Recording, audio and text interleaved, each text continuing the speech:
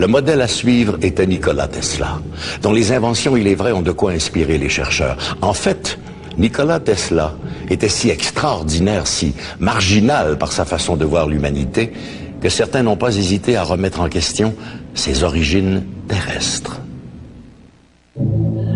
Lac-Beauport, Québec, 1941. Dans l'attente d'un événement exceptionnel, un homme, fébrile, n'arrive pas à trouver le sommeil.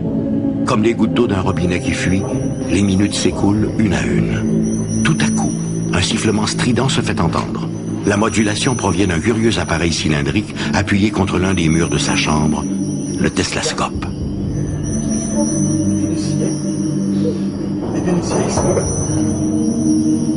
Sans attendre, l'homme se précipite à l'extérieur, excité par ce qui est en train de se produire. Il se dirige vers son laboratoire situé au fond du jardin.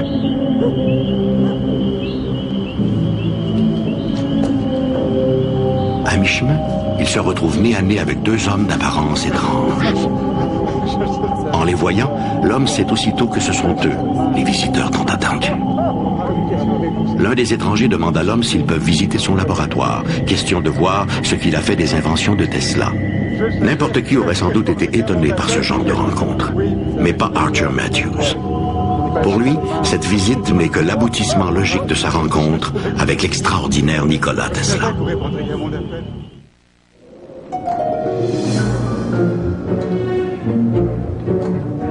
Né en Angleterre en 1892, Archer Henry Matthews n'est encore qu'un enfant lorsque ses parents émigrent au Canada.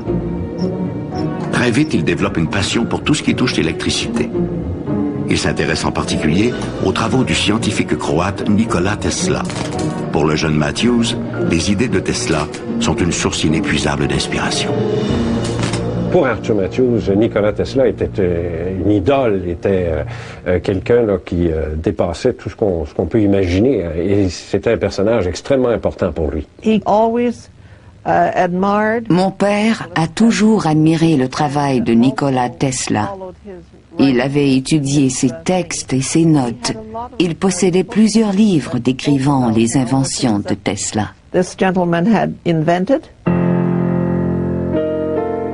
Le scientifique Nikola Tesla est né en Croatie.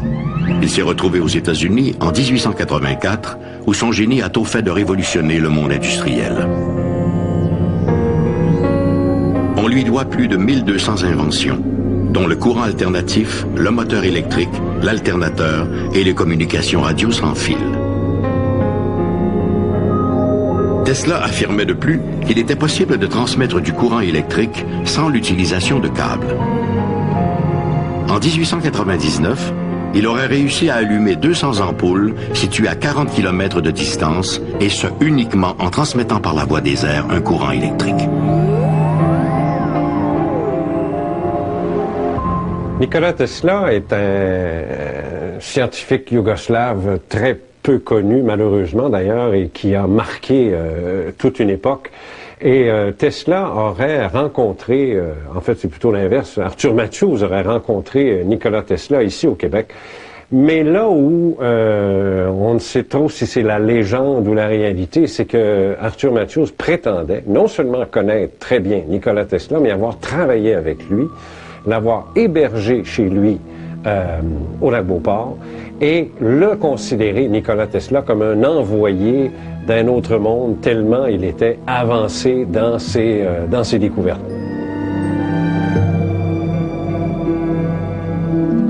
Cette rencontre entre le maître et l'élève va transformer la vie du jeune ingénieur en herbe.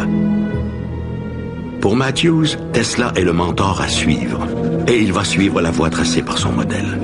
Il entretiendra d'ailleurs avec l'inventeur croate une correspondance régulière jusqu'à la mort de celui-ci en 1943.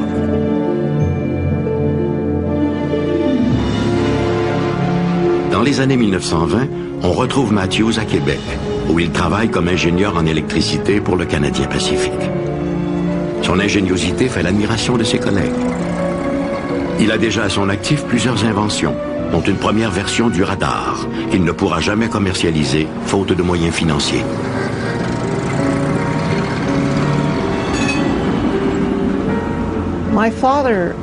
Mon père a inventé plusieurs choses, mais il n'en a jamais eu le crédit.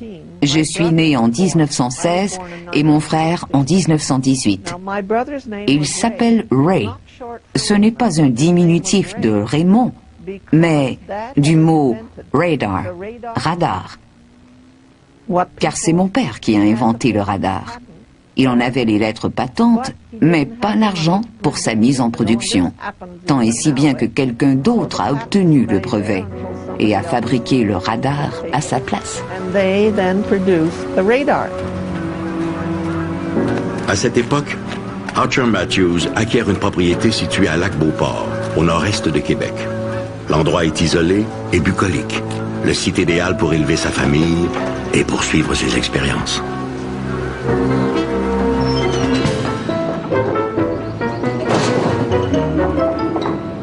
La remise située à l'arrière de la maison convient parfaitement pour l'aménagement de son laboratoire.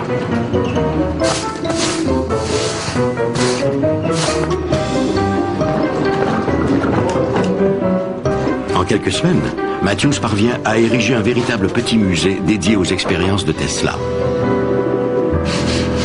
Il y passe d'ailleurs presque tout son temps dans le plus grand des secrets. C'était un homme très secret. Il n'aimait pas partager ses projets, sauf si son travail pouvait en aider d'autres à développer leurs propres inventions. Au fait, il nous a toujours inculqué la discrétion, non pas par mépris ou par honte, mais pour la confidentialité et le respect de la vie privée. Dans le voisinage, les expériences de l'inventeur suscitent la curiosité. Il reçoit même la visite d'agents du gouvernement qui se montrent très intéressés par ses inventions.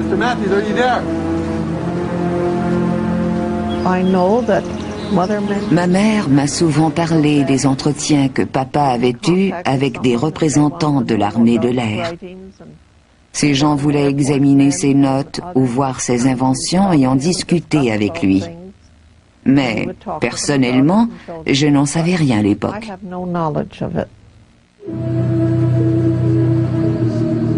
Vers 1938, Archer Matthews entreprend de travailler sur ce qui se révélera être son projet le plus controversé, le Teslascope, un appareil étrange capable de capter des signaux extraterrestres.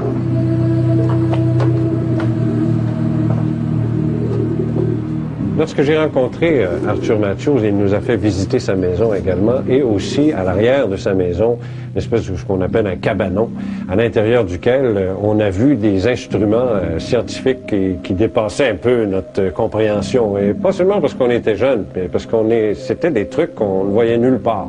Des espèces d'appareils bizarres, étranges, dont la fonction n'était pas clairement définie. Et parmi ces appareils-là, Archer Matthews en a pris un. Qu'il a descendu sur le terrain et j'en ai pris une photo de Archer Matthews avec son appareil et il nous a dit c'est un Teslascope. Et on lui a demandé mais qu'est-ce que c'est un Teslascope?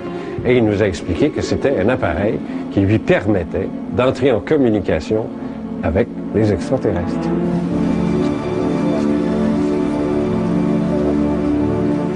À en croire Archer Matthews, il aurait reçu plusieurs visites de Vénusiens, des êtres amicaux aux traits idylliques.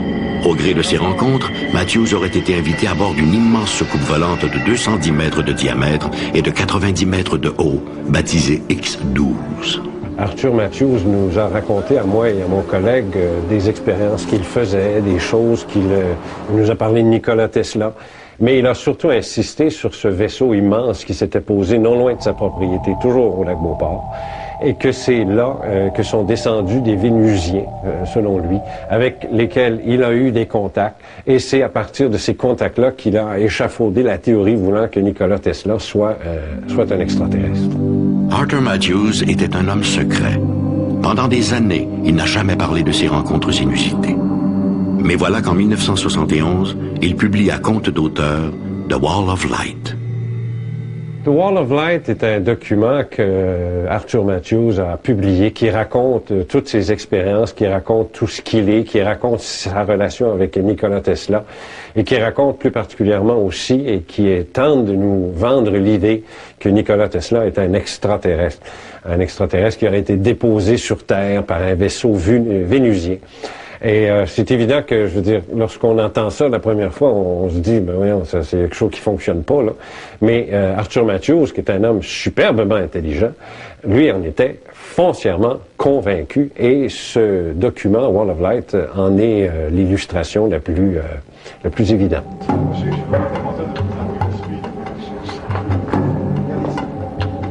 C'est lors d'une visite des Vénusiens que ces derniers auraient révélé à Matthews que Nikola Tesla n'était pas un homme, mais un extraterrestre. À en croire les visiteurs, l'enfant aurait été déposé au sein d'une famille croate choisie pour s'en occuper. En agissant ainsi, les Vénusiens espéraient que les facultés mentales de l'enfant pourraient lui permettre de construire des choses afin d'aider l'homme à mieux se comprendre et à s'aimer. Arthur Matthews a très rarement parlé de ses rencontres avec les visiteurs de l'espace. Il a toujours été très réservé. Je n'étais pas du genre à poser des questions.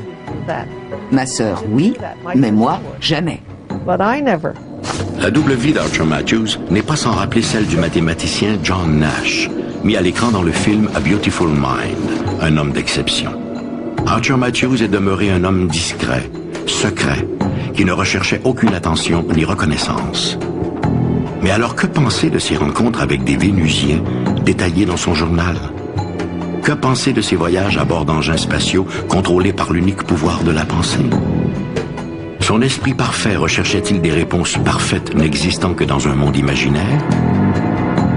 Ou son esprit percevait-il un univers parallèle au nôtre? Ça peut sembler farfelu, ça peut sembler complètement idiot, mais je peux vous dire que la dignité de l'individu, sa grâce, son élégance, ont fait que, malgré tout, on a regardé Arthur Matthews, son Teslascope, et nous étions impressionnés.